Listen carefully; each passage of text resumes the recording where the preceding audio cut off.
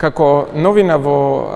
извршувањето на платежните услуги од 1.1.2023 година стапува на сила новиот Закон за платежни услуги и платни системи, кој е практично усогласување со законите, односно регулативите во Европската Унија во делот на новите напредни платежни услуги, односно таа така наречена PSD2 регулатива. Кои новини ни ги носи таа регулатива, кои се интересни? Значи, доаѓаме до развој на нови иновативни концепти, во кои онлайн плаќањата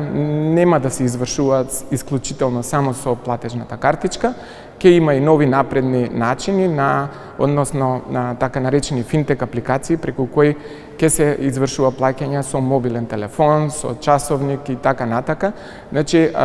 тоа се некои измени кои ни следат. Во делот на безбедноста на тие онлайн плаќања, исто така ќе се имплементираат најдобрите практики на Европската Унија во делот на заштитата, кои важат ширум континентот, а тоа се секако засилената примена, значи на автентикацијата, која значи доаѓа со примена на 2 од 3 елементи. Значи, тоа ќе биде плаќање во кои безбедноста, односно идентитетот на корисникот ќе биде потврден или со биометрика, или со ПИН, кој корисникот го знае, или што мобилен телефон кој корисникот го поседува. Втор концепт е примената на анализа на ризик на трансакција, односно постоење на напредни системи кои банките ќе ги имаат со цел да се открие абнормално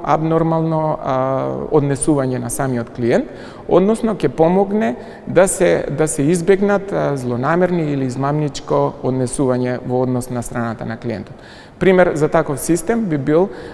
систем кој ќе ги наблюдува трансакциите на корисникот, пример доколку корисникот ја врши трансакцијата од Скопје и за 10 минути имаме исто трансакција за корисникот во Лондон, секако за 10 минути клиентот, односно клиентот на банката, не бил во можност да патува физички од Скопје до Лондон и на тој начин, значи, клиентите ќе имаат начин на информирање дека потенцијално има проблем, односно некакво неавторизирано однесување на нивните сметки.